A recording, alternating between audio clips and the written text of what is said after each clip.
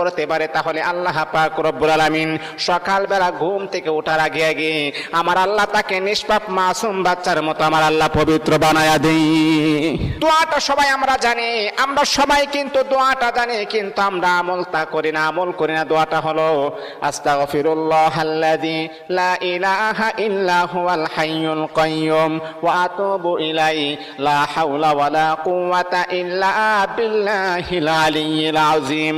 তিনবার যদি আপনি পড়তে পারি, ইনশাআল্লাহ আল্লাহ পাক রব্বুল আলামিন আমার আপনার জীবনের সমস্ত গুনাহগুলোকে আমার আল্লাহ ক্ষমা করে দিবেন।